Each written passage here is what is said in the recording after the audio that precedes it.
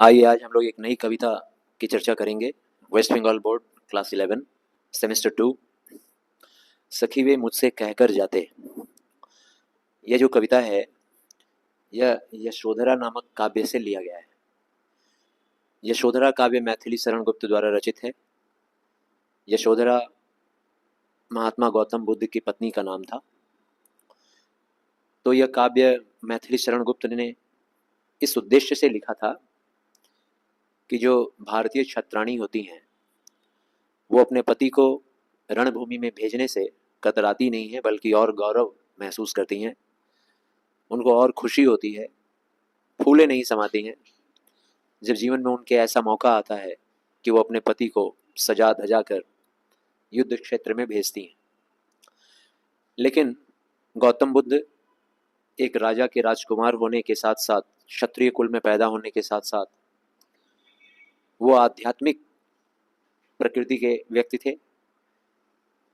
एक बार वो यूं ही अपने राज्य से बाहर सफर करते हुए निकले। जब वो राजा शुद्धोधन के पुत्र के रूप में, राजकुमार के रूप में थे, तब वो यूं ही भ्रमण करने के लिए अपने जब महल से बाहर निकले तो ऐसा कहा जाता है, उनके बारे में प्रचलित कहानी है कि उन्होंने जीवन का दुख देखना शुरू किया अपने मार्ग में, और एक के बाद एक, जैसे सबसे पहले उनको बुढ़ापा नजर आया एक बूढ़े व्यक्ति में, जिसको देख के वे हैरान हो गए कि आखिर ये बुढ़ापा क्यों आता है इंसान के जीवन में, क्यों इतना इंसान को तकलीफ झेलना पड़ता है, उसके अंग प्रत्यंग बेकार होने लगते हैं और वो पीड़ित हो जाता है। थोड़ा और आगे गए तो देखे एक रोग से ग्रसित व्यक्ति है, उसको देखकर फिर वो मुश्किल में पड़ गए, चिंतित हो गए कि आखिर क्यों इंसान रोगी होता है, इतने प्रकार के शारीरिक रोग क्यों आ जाते हैं उसके शरीर में जो उसके मृत्यु का कारण बनते हैं। थोड़ा और आगे गए तो उन्होंने लाश देखा और दिमाग में ये घूमने लगा कि इंसान की मृत्यु क्यों होती है, इंसान मरता ही क्यों है, जन्म क्यों लेता है, भाई धरती पे आता क्यों है जब मरना ही है, तो शरीर मिट्टी में मिल जाना है तो जन्म क्यों लेता है। इन मानव जीवन के सत्य को जानने की चेष्टा उनके अंदर उमड़ पड़ी। मानव जीवन का क्या वास्तविक में, इसका मूल क्या है, जीवन का उद्देश्य क्या है, इस तरह का सिद्धि प्राप्त करने के लिए, ज्ञान प्राप्त करने के लिए वो अपने महल को छोड़कर निकल पड़े।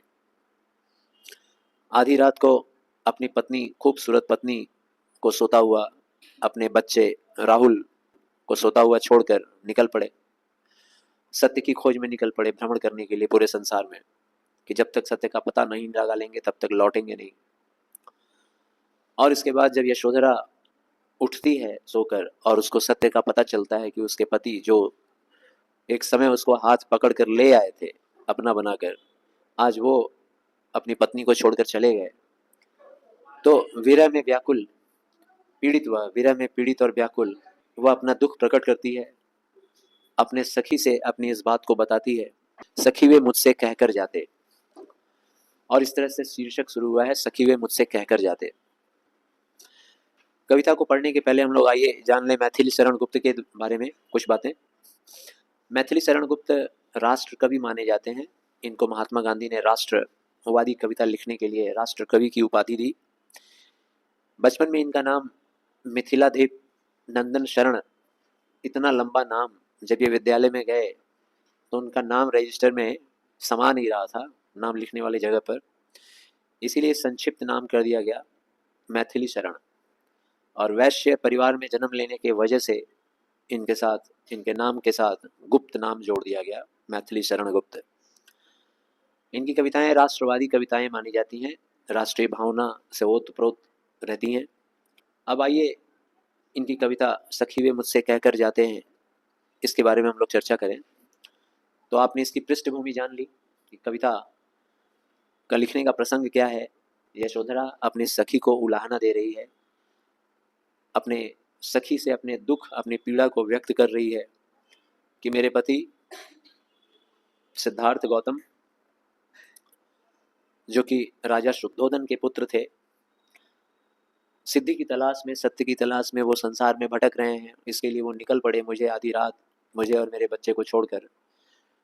तो यदि वो मुझसे कहकर जाते तो क्या ऐसा थोड़ी ना था कि हम उनको रोक देते। हम तो छत्राणी कुल की महिला हैं, हम तो उनको सजा धजा कर खुशी से उनको भेजते। यदि वो मुझसे कह कर जाते। तो इसी के ऊपर ये कविता है। आइए कविता की विवेचना करें हम लोग। सखी वे मुझसे कहकर जाते, कह तो क्या मुझको वे अपनी पथ बाधा ही पाते। सवाल है, प्रश्न है। ये प्रश्न यशोधरा अपनी उस सहेली से करती है। कहती है कि अगर वो मुझको बता देते कि वो सिद्धि प्राप्त करने के लिए या सत्य की खोज में संसार में विचरण करेंगे, और जब तक सत्य का पता नहीं लगा लेंगे, मानव जीवन के कष्टों को उद्धार करने के लिए, मानव जीवन की सोच में परिवर्तन लाने के लिए जब तक वो सत्य का तलाश नहीं कर लेंगे, तो क्या उनके इस महान कार्य में मैं बाधा बनती। कभी बाधा नहीं बनती। अगर वो मुझको कहकर जाते तो हमको ज़्यादा खुशी होती और उनके जाने की मैं पूरी तैयारी करती, उनको खुशी खुशी भेजती। तो क्या मुझको वो अपनी पथ बाधा ही पाते। पथ मतलब रास्ता, मार्ग, बाधा यानी कि रुकावट। क्या मैं उनके पथ में रुकावट का काम करती। कभी नहीं। मुझको बहुत उन्होंने माना, फिर भी क्या पूरा पहचाना। फिर अपने सहेली से अपने दुख को व्यक्त करते हुए, पीड़ा को जताते हुए कहती है, मुझको उन्होंने बहुत माना, माने तभी तो मुझको विवाहित करके ले आए, मेरे साथ विवाह रचाकर मुझे पत्नी बनाकर अपने घर ले आए। तो ये मानने का ही तो अर्थ है। मुझको प्रेम करते थे, मुझको मानते थे मेरे पति, फिर भी क्या पूरा पहचाना। पति पत्नी के संबंध में सबसे बड़ी जो चीज होती है वो होती है एक दूसरे की समझ। पति जो है वो पत्नी को समझे और पत्नी अपने पति को समझे। दोनों एक दूसरे के रुचि का ख्याल रखें, दोनों एक दूसरे के खुशी का ख्याल रखें। किसमें खुशी है सामने वाले की, उसी में हमारी खुशी है। ऐसी सोच रखने वाली पत्नी हमेशा खुशनसीब रहेगी, खुशहाल रहेगी, और ऐसा ही सोच रखने वाला पति भी खुशहाल रहेगा। तो कहती है कि मुझको उन्होंने माना जरूर, मुझसे विवाह किया, मुझको माने, मुझको प्रेम किए, फिर भी क्या मुझको वो पहचाने। नहीं, वो मुझे नहीं पहचान पाए। पहचाने होते, अगर पहचाने होते मतलब मुझको अगर समझे होते, तो ऐसा वो कभी नहीं करते। आधी रात को चोरी छिपे पुत्र राहुल को और मुझे बिना बताए और घर से भाग गए, घर त्याग, गृह त्याग कर दिया। ऐसा वो कभी नहीं करते अगर मुझको पहचानते तो, मुझे अगर समझते तो। मैंने मुख्य उसी को जाना जो वे मन में लाते। मेरे जीवन में तो उनके मन की बात के अलावा अन्य कोई चीज थी ही नहीं। मेरे जीवन का सबसे मुख्य अंश क्या था कि उनके मन में क्या चल रहा है। यदि उनके मन में कोई बात चल रही है तो वही मेरे जीवन का सबसे मूल अंश होता था कि उनके मन में क्या चल रहा है, उनकी खुशी किस चीज में है। मैंने मुख्य, मेरे लिए तो मुख्य वही चीज था जो उनके मन में चलता था। तो अगर उनके मन में ये चलता था कि मुझे सत्य का खोज करने के लिए संसार में विचरण करना है, घर परिवार त्यागना है, तो हमको बताते। मेरे लिए तो वही सबसे अनमोल और मुख्य बात होती। सखी वे मुझसे कहकर जाते, और शीर्षक को फिर से दोहराया गया है। इससे काव्य का सुंदरता बढ़ जा रहा है। बीच बीच में शीर्षक को दोहराया जा रहा है। स्वयं सुसज्जित करके क्षण में प्रियतम को प्राणों के पण में हम ही भेज देती हैं रण में, छात्र धर्म के नाते सखी वे मुझसे कहकर जाते। कहती है अपनी व्यथा को व्यक्त करते हुए अपनी सहेली से कि अरे एक बार मुझसे कह के तो देखे होते। स्वयं सुसज्जित करती मैं, हम तो छत्राणी है ना। मैं या मेरी जैसी जो क्षत्रिय कुल में पैदा हुई जो महिलाएं हैं, छत्राणियां, क्षत्रिय लोगों की पत्नियां, हम लोगों की ऐसी प्रवृत्ति होती है कि हम अपने पति को, अपने पिता को, अपने भाई को, अपने घर के सारे पुरुष को स्वयं सुसज्जित करती हैं। इतना गौरवशाली इतिहास है छत्राणियों का। स्वयं सुसज्जित करती हैं, सजाकर धजाकर, उनको पूरे उपयोगी हथियारों से सजाकर धजाकर अपने पति को, अपने पिता को, अपने घर के पुरुषों को हम लोग स्वयं रणभूमि में भेजते हैं। स्वयं सुसज्जित करके क्षण में, तो वो ये बताना चाह रही है कि जब कभी रणभूमि में जाना पड़ता है तो हम लोग ऐसे तैयार करके भेज देते हैं तुरंत। तो यहाँ तो रणभूमि में वो जा नहीं रहे थे, सत्य की खोज में जा रहे थे, मानव जीवन की भलाई के लिए निकल रहे थे। तो इसके लिए तो हम और भी खुश होते। जो जो चीजों की उनकी आवश्यकता होती वो सारी चीजें उन्हें प्रदान करके उन्हें भेज देती। हम ही भेज देती हैं रण में। यहाँ हम ही का तात्पर्य है छत्राणियां। छात्र धर्म के नाते, छात्र धर्म यानी कि क्षत्रिय धर्म, क्षत्रिय धर्म के नाते ये हम लोगों का क्षत्रिय धर्म है कि अपने घर के पुरुषों को सजा धजा कर हम लोग रणभूमि में भेजते हैं। प्रियतम को प्राणों के प्रण में, प्रियतम को प्राणों के पण में, प्राणों के पण मतलब प्राण का मतलब होता है जान, और पण का मतलब क्या होता है, होड़ मची हो, जहां पर जान देने की होड़ मची हो। ऐसा कहाँ होता है जहां जान देने की होड़ मची रहती है? लड़ाई का मैदान, रणभूमि, जहां हमें पता है छत्राणियों को कि हमारा पति या हमारा पिता या हमारा भाई वहां मारा जा सकता है या मारा जाएगा। ऐसी जगह भेजने से भी हम लोग कतराती नहीं है, हम लोग इतनी बहादुर महिलाएं होती हैं। तो हम लोग खुद ही सजा धजा कर अपने घर के पुरुषों को वहां भेज देती हैं। तो एक बार वो अगर हमसे कहते तो मेरे प्रियतम को, प्रियतम यानी मेरे पति को, सिद्धार्थ गौतम को हम खुद ही भेज देती रण में। यानी कि मानव जीवन की भलाई के लिए जो सत्य का खोज करने के लिए वो निकले हुए हैं, उस खोज के लिए मैं उनको भेज देती कि जाइए आप सिद्धि प्राप्त कीजिए, खोज कीजिए सच्चाई का, ताकि मानव जीवन का कल्याण हो। ऐसा क्यों करती? छात्र धर्म के नाते, क्योंकि मैं क्षत्रिय कुल में पैदा हुई हूँ, तो छत्राणी हूँ, तो मेरा धर्म बनता है ऐसा करना। सखी वे मुझसे कहकर जाते, एक बार अगर वो मुझसे कह देते तो मैं ऐसा कर देती। हुआ न यह भी भाग्य अभागा, किस पर विफल गर्व अब जागा। भाग्य का मतलब जानते हो तुम लोग, हर व्यक्ति जन्म से ही अपना अपना भाग्य लेकर आता है इस संसार में। हर आदमी का भाग्य सुनिश्चित होता है, किसके भाग्य में क्या है, ऐसा हमारा धर्म मानता है, हिंदू धर्म। अभागा कहा गया है मतलब दुर्भाग्य। तो यहाँ हताश निराश होकर कहती है, हाय मेरे जीवन में तो मैं अभागन रह गई। ऐसा क्षत्राणियों के जीवन में कम बार होता है कि वो अपने पति को सजा धजा कर रणभूमि में भेजने का गौरव प्राप्त करती है। मैं वो गौरव नहीं प्राप्त कर पाई। संसार में मनुष्य के सुख के लिए, उनकी शांति के लिए मेरे पति इतनी कठोर तपस्या करने के लिए निकल गए हैं, संसार में सच की तलाश करने के लिए, सच की खोज करने के लिए। काश मैं उनको विदा कर पाई होती क्षत्रिय रानी की तरह से, तो मेरा सौभाग्य होता, लेकिन वो भाग्य नहीं मुझे प्राप्त हुआ, अभागन रह गई मैं। किस पर विफल गर्व अब जागा। अब वो चीज तो मेरे जीवन में विफल हो गया। विफल किसका विपरीत शब्द है? सफल।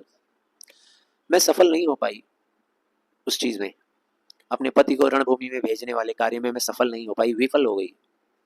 अब किस बात पे गर्व करूं? हर क्षत्राणी अपने जीवन में जब ऐसा कर पाती है कि अपने पति को किसी मोर्चे पर भेजती है जंग के लिए सजा धजा कर हथियारों से, तो जीवन भर गर्व करने के लिए उसके पास कारण मिल जाता है। लेकिन अब मैं किस बात पर गर्व करूं? मेरे पास तो गर्व करने का अब कोई चीज ही शेष नहीं बचा। जिसने अपनाया था त्यागा, उन्होंने ही तो मुझे अपनाया था ना। अग्नि के समक्ष 7 फेरे लेकर मुझे अपना पत्नी माना था, जीवन भर मेरा साथ देने का मुझसे वादा किया था, और मुझे त्याग गए। इतना भी नहीं समझे कि जाते वक्त एक बार पत्नी को बता दिया होता कि मैं किस काम के लिए जा रहा हूँ, कब तक दूर रहूंगा तुमसे। उन्होंने मुझे अपनाया था लेकिन त्याग दिया। रहे स्मरण ही आते, अब तो मेरे जीवन में सिर्फ उनका स्मरण रह गया है, सिर्फ यादें रह गई हैं। अब सिर्फ यादों में उन्हें देख पाऊंगी, उन्हें महसूस कर पाऊंगी। सखी वे मुझसे कहकर जाते, काश एक बार कह के गए होते। अगली पंक्ति, नयन उन्हें है निष्ठुर कहते, पर इनसे जो आंसू बहते, सदै हृदय वे कैसे सहते, गए तरस ही खाते, सखी वे मुझसे कहकर जाते। वाह वाह वाह वाह। तो यशोधरा जी अपनी सखी से अपनी व्यथा को और आगे बताते हुए कहती हैं, नयन, ये जो मेरे नयन हैं, मेरे 2 नयन, ये मेरे पति को बहुत ही निष्ठुर समझने लगे हैं। निष्ठुर कहते हैं, निष्ठुर मतलब जिसका हृदय बहुत ही कठोर हो, ठीक है ना, बहुत ही कठोर हृदय वाला, वही तो अपने पत्नी अपने बच्चों को छोड़कर चला जाएगा ना। तो मेरे नयन तो कहते हैं कि सिद्धार्थ गौतम यानी मेरे पति बड़े निष्ठुर व्यक्ति हैं, पर इनसे जो आंसू बहते हैं, ये जो आंसू है ना, आंसू का तो सच्चाई है। आंसू जब बहेगा तो वो तो सामने वाले को नजर आएगा और सामने वाला समझ जाएगा कि भाई मैंने जरूर कहीं ना कहीं पीड़ा दिया है। मेरे इन नैनों से जब आंसू बहता हुआ मेरे पति अगर देख लेते तो शायद वह पीड़ित हो जाते, और पीड़ित हो जाते, पीड़ा उनको होती तो शायद वह मुझे छोड़कर नहीं जा पाते। सदैव हृदय वे कैसे सहते। अब मेरे पति का हृदय इतना महान हृदय, इतना दया से भरा भरा हुआ हृदय, दयालु प्रकृति के व्यक्ति, यदि वो मुझे रोता हुआ देख लेते, यदि वो मुझे बता देते कि वो संसार में भ्रमण करने जा रहे हैं सत्य की खोज में, और अपने नवजात बच्चे राहुल को छोड़कर, मुझे छोड़कर जा रहे हैं हमेशा के लिए, तो शायद मैं रोने लगती। और मुझे रोता हुआ देखकर, मेरी आंखों से आंसू बहते हुए देखकर, शायद उनका जो सदैव हृदय था, यानी दया से भरा हुआ हृदय, वो सह नहीं पाता इस बात को, और शायद वो अपनी यात्रा रोक देते। गए तरस ही खाते, और शायद वो मुझसे तरस खा जाते मुझ पर और अपनी यात्रा रोक देते। इसलिए शायद वो मुझे नहीं बताए होंगे, लेकिन ऐसी बात नहीं थी। मैं नहीं रोती, मैं अपने आंसू नहीं दिखलाती। सखी वे मुझसे कहकर जाते, एक बार मुझे बता तो देते, बता देते फिर चले जाते। ना मैं उनके सामने अपने अश्रुधारा बहाती, ना अपने आंसुओं को दिखाकर उनको कमजोर करती, और ना वो विचलित होते। ऊपर से हमको गर्व होता उनको इस तरह के रणभूमि में भेजकर। जाएं सिद्धि पावे वे सुख से। अब अपने हृदय को दिलासा देते हुए, इस सत्य को स्वीकारते हुए कि उसके पति जा चुके हैं और कितने लंबे समय के लिए गए हैं इस बात का आभास भी नहीं है यशोधरा को। कहती है, जाएं जाएं मेरे पति, सिद्धि पावे वे सुख से। सिद्धि का मतलब वो दैवी शक्तियां, दिव्य शक्तियां, उसको बोलते हैं सिद्धि। तुम लोग सुने होंगे हनुमान चालीसा में, आठों सिद्धि नौ निधि के दाता, है ना, हनुमान जी सिद्धि प्राप्त किए हुए हैं, दिव्य शक्तियां हैं। तो ये ना सोचना आप लोग कि हनुमान जी की तरह उनके पास सिद्धि प्राप्त हो जाएगी। सिद्धियां 8 होती हैं। यहाँ सिद्धि का तात्पर्य है कि सत्य की खोज। ये बुढ़ापा क्या है, ये गरीबी क्या है, क्यों है, मृत्यु क्यों होती है, क्यों लोग लोभ ईर्ष्या इन सब बीमारियों से ग्रसित हैं, क्यों शारीरिक कष्ट मिलता है संसार में, संसार का सत्य क्या है, यही सब सिद्धि है। तो जाएं सिद्धि प्राप्त करें, सुख से प्राप्त करें, दुखी न हो इस जन के दुख से। और आशा करती हूं कि वो कभी ना दुखी हो इस जन के, इस जन यानी कि मेरे मेरे दुख से कभी दुखी ना हो। अपने परिवार के दुख से भगवान करे वो कभी दुखी ना हो। हिम्मत के साथ आगे बढ़ें, जाएं। उपालंब दूं मैं किस मुख से। उपालंब यानी उलाहना, शिकायत। किस मुंह से मैं शिकायत करूं, क्योंकि मैं तो उन्हें क्षत्राणी की तरह रणभूमि में भेजना चाहती हूं। मैं तो खुद ही भेज देने वाली हूं। आज अधिक वे भाते, भाते मतलब क्या होता है, अच्छा लगना, हाँ, बेहतर लगना। इस काम के लिए वो हमको और अच्छे लगते। जिस काम के लिए वो गए हैं, यदि मुझे पता चल जाता पहले से ही, तो वो और अच्छे भाते। अच्छे तो वो हैं ही, दयालु हैं ही, अच्छी प्रकृति के हैं ही, वो और भी भाते, अधिक वे भाते। सखी वे मुझसे कहकर जाते, गए लौट भी वे आवेंगे, कुछ अपूर्व अनुभव लावेंगे, रोते प्राण उन्हें पावेंगे, पर क्या गाते गाते। सखी वे मुझसे कहकर जाते। शेष पंक्ति में यशोधरा आशा प्रकट करते हुए भविष्य के प्रति अपनी सहेली से कहती हैं, सखी वे मुझसे कहकर जाते, गए लौट भी वे आएंगे। गए तो चले ही गए हुए, लेकिन जब वो गए हैं तो ये भी मुझे उम्मीद है, मुझे आशा है कि वो बहुत ही जल्दी लौट भी आवेंगे, लौटेंगे, जरूर लौटेंगे। कुछ अपूर्व अनुपम लावेंगे, और जब लौटेंगे तो अभूतपूर्व कार्य करके कुछ लौटेंगे, मुझे पूरा विश्वास है। कुछ अनुपम लावेंगे, अनुपम मतलब अनुकरणीय, जो आज तक किसी ने नहीं किया है, जो आज तक नहीं हुआ है, कुछ अनमोल, ऐसा कुछ लेकर आएंगे, मुझे पूरा विश्वास है। रोते प्राण उन्हें पावेंगे, और जब वह इस अभूतपूर्व अनुपम उपहार के साथ मानव जीवन के लिए, पूरे संसार, पूरे जगत के लिए जब लेकर लौटेंगे, उस नए सत्य का ज्ञान लेकर जब लौटेंगे, तो ये प्राण मतलब मेरा प्राण उन्हें रोता हुआ पाएगा। विह्वल हो जाएगा, भाव विह्वल हो जाएगा, खुश हो जाएगा, मंत्रमुग्ध हो जाएगा, बिलखता हुआ तड़पता हुआ ये प्राण उन्हें पाएगा, अपूर्व खुशी से भर जाएगा। पर क्या गाते गाते, पर क्या गाते गाते, मतलब जब मेरे पति वापस लौटेंगे सत्य के साथ, तो क्या मैं उनका गुणगान गाऊंगी उस वक्त, या मैं किस भावना के साथ उनके सामने आऊंगी, ये मुझे इस बात का अंदाजा नहीं है। क्या मैं गाते गाते उन्हें मिलूंगी या क्या मैं रोते रोते मिलूंगी। गाते गाते का तात्पर्य उनको बधाई देते हुए, उनके इस शौर्य का, अनुपम कार्य के लिए मैं बधाई देते हुए, उनका गुणगान करते करते उनसे मिलूंगी, या रोते रोते मिलूंगी, इस बात का मुझे अंदाजा नहीं है।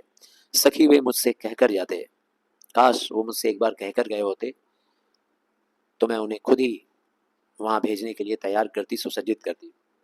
तो आशा करते हैं समझ में आया कविता। धन्यवाद।